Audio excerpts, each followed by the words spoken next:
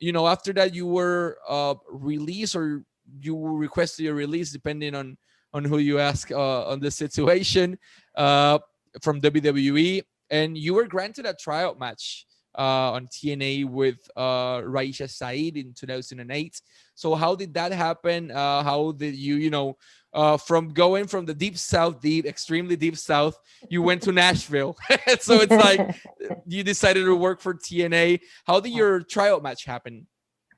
Actually, what had happened when I parted ways with WWE, I gave Tina a call right away after my 90-day no compete clause with WWE, and I said, look, I'm no longer with the company. I love what you're doing with the knockouts. It's really exciting.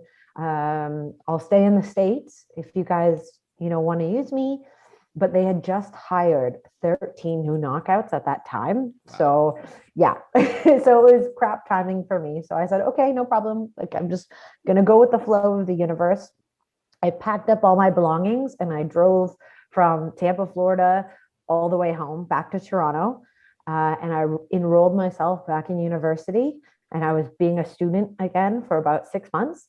And then TNA called me up and they said, we'd like to use you now. And I said, okay, great. Well, I'm not leaving Toronto because I've just, you know, rerouted myself. And they flew me out. I had a tryout match, and I guess I knocked it out of the park, and the rest is history. So yeah, that was basically the extent of that story. I'll translate that. En aquel momento dado, ella llama a TNA después que se acaba su cláusula de no competencia de 90 días con WWE, y le dice, mira, me gusta lo que estás haciendo, quiero trabajar con ustedes.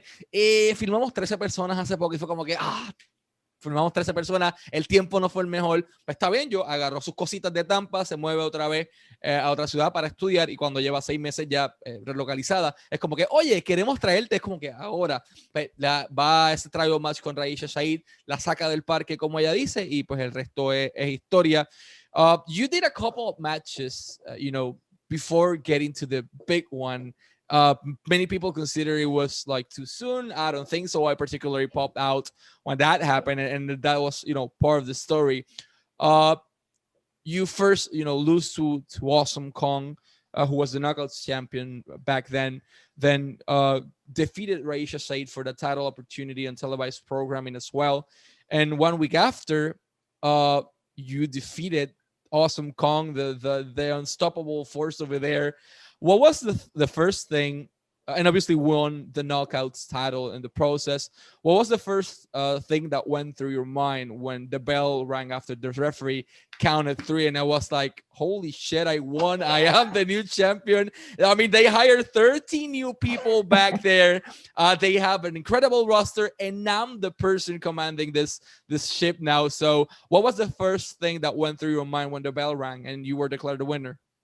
It was just like, this is it, girl. This is what you've been working for since you were 17 years old. This is your chance. Take the ball and run with it. And, you know, I was just genuinely, there was a part of me as a wrestling fan that was just so excited. Like, Awesome Kong was this character that we haven't seen in North American women's wrestling. And I didn't know it then, but I learned quick that we were this David and Goliath female version storyline where, you know, the supervillain is getting chased by the quintessential underdog. And that's really who I am as a person. I've always been fighting for everything I have. I haven't been given anything easily. So when I won that belt, I thought, this is your time. Enjoy it. And like, fucking celebrate. I'll translate that. Cuando ella, ok, historia larga corta, Taylor Wilde debuta en la programación de TNA contra Awesome Kong como parte de un reto que hacían a las personas que estaban en el público. Awesome Kong le gana la primera vez, pero ella estuvo muy cerca de lograrlo. La segunda lucha que tuvo fue contra Raisha Saeed para una oportunidad, logra la victoria. va contra Awesome Kong, y esta historia de David contra Goliat, el máximo rudo contra esa underdog, versión femenina, un personaje nunca antes visto. En caso de Awesome Kong, Taylor Wilde era la underdog, y de repente se lleva la victoria y todo el mundo se queda como que, ¿qué carajo acaba de pasar? Ella dice simplemente, cuando lo que primero que viene a su mente es como que esto es por lo que ha estado trabajando desde que tengo 17 años, disfrútalo, este es tu momento. Y bueno, el resto es historia. After that, well, first of all, how was your experience working with the Knockouts back then while being their champion? I mean, there was an incredible roster over there, specifically Awesome Kong. How was your experience working with her? Incredible. Absolutely incredible. It was a completely different environment than what WWE was, because in the women's locker room, it was a mix of workers, wrestlers, and models who then had learned how to wrestle. So I would say that the relationships there were more competitive, maybe less genuine. Whereas in the Knockouts, we had all been wrestling on the independents for 5-10 years. We already knew each other really, really well. So it was more of a family. It was way more of a sisterhood. And at that time, Impact not only would have women's matches on the show, we'd have 2 women's matches, which was no major company had done that before. And we were the highlighted storylines. And Awesome Kong herself, she is an incredible human being. She's just the sweetest person. She would take her sweater off her back and give it to you if you're cold. And she's a big star in North America. She was a big star in Japan. She's never going to give you anything that you don't deserve. But once you make it in her inner circle and she sees that you work hard, you love wrestling, it. You guys are as thick as thieves. And oh, sorry, it says my internet's slow. So you can hear me okay? Yeah, I okay, can still sorry. hear. Okay, sorry. So yeah, and she taught me so much. I had been wrestling for I guess like 3 years at that point, like not that long at all, really. And she had way more experience than me. So together, we just worked on this incredible storyline that we basically took around the world for 3 years. So being in a story with her storyline was the pinnacle of my career. I'm so thankful for that time in my life. I'll translate that to Spanish. En aquel momento dado, ella describe la experiencia backstage en WWE como, pues, era un ambiente un poco más nocivo, un poco más tóxico tal vez, por el hecho de que pues había la mitad de las luchadoras, pero la mitad eran modelos, todo el mundo estaba peleando por un espacio, eran bien competitivas, versus en las knockouts, todo el mundo ya había sido luchadora por 5, por 10 años, y era increíble ver cómo estaba esa hermandad. Entonces, referente a Awesome Kong, tuvieron la oportunidad de crear más de Awesome Kong. Era esta estrella grande que era estrella en Estados Unidos, en Japón, donde quiera que había ido. Pero pues una vez ingresas a su círculo, que ya ve que eres trabajadora fuerte, que eres buena, que estás inspirada en eso, simplemente entras a su círculo. Era el tipo de persona que se quitaba el jacket o el coat y te lo daba a ti para cuando tenías frío en el camerino. O sea, una persona muy amable, y ella describe como el tope o la cima de su carrera el haber trabajado con Awesome Kong. After that, you competed in the Knockouts Tag Team division, where you won the tag team titles twice. How was your experience competing on that division after being basically your whole career working solo? Yeah, well, it was like perfect synchronicity of the world, because here is Dark Angel Sarah Stock, who's from Winnipeg, Canada, and she spent the majority of her career in Mexico City.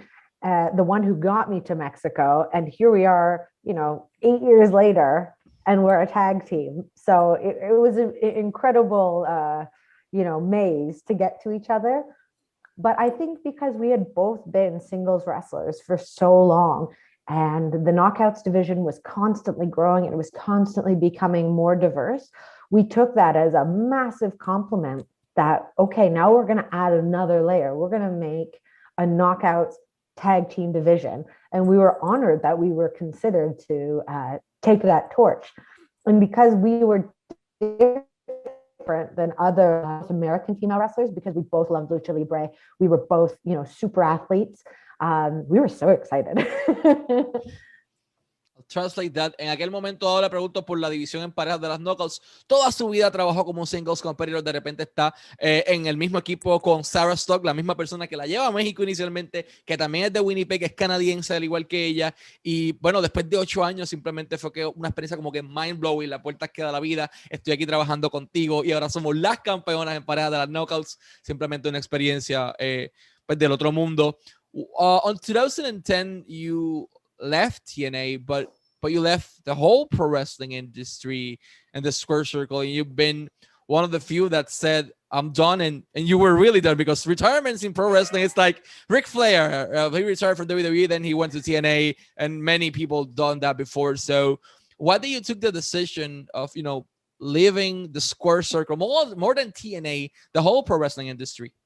Yeah, well, I had started actually performing wrestling shows at 18. At this point, I was 25. I had been on the road full time since I was 18. And, you know, being so young, that's kind of a long career. And being 25, I got to the point where I was starting to worry about my future because I was starting to feel physically really beat up. I hadn't finished my university degree. I had no real work experience. You know, my resume, great. It says, you know, 8 years you've been a professional wrestler. But if I were to break my neck, I'd have nothing to take to an employer besides I can yell at the camera really well and I can do a flip, you know, which makes for interesting conversation, but I'm not employable. So from a wrestling standpoint, I was burnt out. I had an excellent storyline going with TNA for 5 years. But then management was changing at that time, and their focus was no longer the knockouts. And I don't think I was at the top of their list. That's when they were starting to bring more models in, which was fine. Because I was burnt out of wrestling, and I was ready to make a more normal life for myself, for lack of a better term. So, you know, I'm not someone who minces my words. I say I'm done. Because when I'm there, I put everything I had into wrestling. And when I was done, I was done. I needed a break. There's nothing worse to me than a wrestler backstage who's burnt out. Their matches are terrible. They're like not nice people because you can just tell they're over it. And I never wanted to be that person. I felt so blessed to have the career I did that I knew it was time to go, and that was it. I'll translate that. ¿Por qué motivo Taylor White es una de las pocas personas, de hecho, quien se marcha de la industria y dice, hasta aquí, ya, más nada, finito, se acabó, y realmente cumplió? ¿Por qué motivo? Porque se comenzó a preocupar por su futuro. A sus 25 años ya tenía dolores en la espalda, en el cuerpo, ya era como que, molestia, ya he trabajado mucho en esto, y entonces cuando se pone a pensar para el futuro, ¿qué le puedo ofrecer a un empleador en el caso de que yo me retiro, se acabe la industria para mí?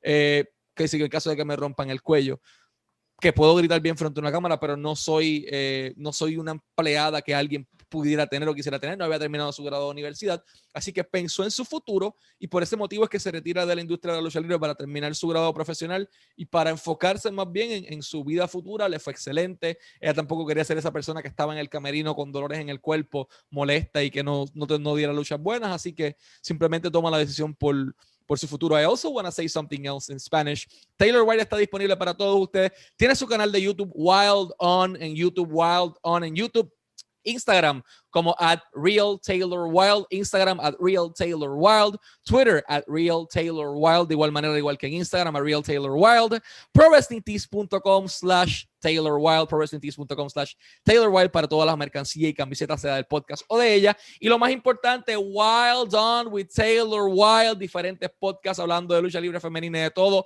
disponible en Spotify, Apple Podcasts, Google Podcasts, Breaker, Overcast, Radio Public, entre otros. Denle una oportunidad al podcast, créanme, vale la pena. Wilde On with Taylor Wilde. Spotify, vayan, es el lugar más fácil, o Apple Podcast o Google Podcast, Breaker, Radio Public, entre muchas otras. Simplemente tomen de su tiempo, créanme, las conversaciones vale la pena. Va a tener a Tasha Steelz en muy poco de igual manera, al igual que ha tenido muchas personas como la misma Trish